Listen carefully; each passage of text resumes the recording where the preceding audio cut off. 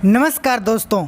ED Rahul Gandhi से लगातार तीसरे दिन की पूछताछ में जानना चाहती है कि उन्होंने जो यंग इंडिया लिमिटेड नाम की कंपनी 2010 में बनाई थी, कैसे उस कंपनी ने स्वतंत्रता सेनानियों द्वारा बनाई गई एक एजीएल, वो जो कंपनी थी जो नेशनल हेराल्ड अखबार छापती थी, उसकी 2000 करोड़ रुपए की संपत्ति अपने नाम कर ली। क्योंकि ये जो दो कंपनियां हैं जिनके बीच में करोड़ों रुपए का हेरफेर हुआ है।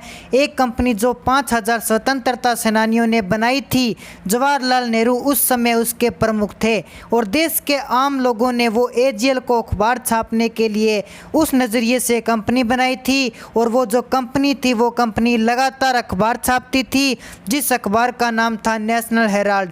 लेकिन 2008 में वो अखबार बंद हो गया, घाटा हो गया। जब घाटा हो गया तो 2008 से लेके 2010 तक कोई एक्टिविटी नहीं हुई। लेकिन 2010 में एक कंपनी जिसके 76% शेयर राहुल गांधी के पास आज भी है, 24% शेयर सोनिया गांधी के पास और 12% मोतीलाल मोहरा ऑस्कर फडणवीस जो कि कांग्रेस के ही सीनियर लीडर थे, उनके नाम है। यानी जो मालिकाना अधिकार है वो राहुल गांधी का।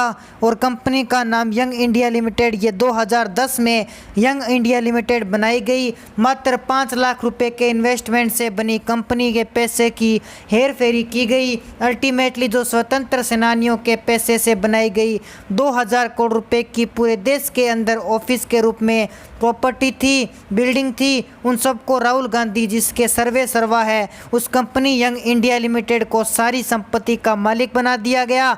बात ये बताई गई कि हमने करोड़ों का लोन लिया था एजीएल को, और अब जो एजीएल कंपनी को लोन दिया था उसने वापस नहीं किया। तो सवाल ये उठता है कि राहुल गांधी की जो कंपनी है, ईडी ये जानना चाहती है कि आपके पास वो पैसा कहाँ से आया, जो पैसा आपने एजीएल नाम की कंपनी को लोन के नाम पर दिया था।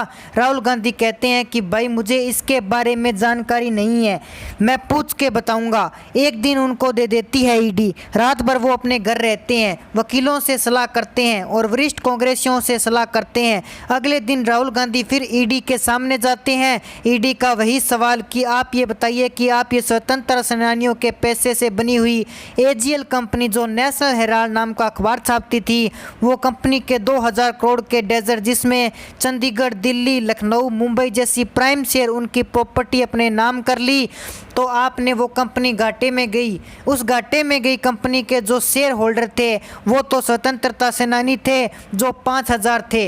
वो तो घाटा जो है उनके बदले आप उनकी बिल्डिंग नीलाम कर रही हैं या अपने नाम ट्रांसफ़र कर रही हैं। अपनी कंपनी के उनसे पूछताछ की, उनसे सहमति ली, ये प्रक्रिया अपनाई। क्या आप किसी की प्रॉपर्टी ऐसे ही हड़प लेंगे? आपने 2000 करोड़ रुपए की प्रॉपर्टी लोन देकर अपने नाम करा ली अपनी कंपनी के यंग इंडिया लिमिटेड के, तो आपके पास पैसा कहाँ से आया? 2 सवाल सीधे सीधे ईडी ने पूछे हैं जो सूत्र बता रहे हैं, और दोनों सवाल के जवाब राहुल गांधी ने नहीं दिया है। इसको लेकर के आपको बता दूं, भाजपा के नेता और केंद्रीय मंत्री स्मृति ईरानी ने सवाल उठाया और उन्होंने एक और सवाल उठा दिया जो ईडी जानने की कोशिश कर रही है कि राहुल गांधी जी, आपने जो कंपनी है जिसके 2010 में एजीएल की 2000 करोड़ रुपए की प्रॉपर्टी इसलिए ले ली, अपने नाम करवा ली कंपनी के, क्योंकि आपको लोन उन्होंने चुकता नहीं किया, जो कि एक अपने आप से हवाला और गप्पाला है। लेकिन फिर भी मान लेते हैं कि आपको किसी ने ये रिकमेंड किया था कि आप ले लो जी, हम तो उधार ले नहीं सकते। तो अब सवाल ये उठता है कि जो राहुल गांधी जिस कंपनी के मालिक हैं उनकी माँ 24% शेयर की होल्डर है यंग इंडिया लिमिटेड। सीधा साधा ये सवाल है ईडी का, राहुल गांधी जी आप ये बता देंगे कि इस कंपनी के पास 50 लाख रुपए कहाँ से आए जो पैसे एजीएल को लोन में दिए गए? अब इसका जवाब भी राहुल गांधी के पास नहीं है। तो दोस्तों, ऐसे में आपकी जो भी राय है आप हमारी कमेंट सेक्शन में ज़रूर बताएं।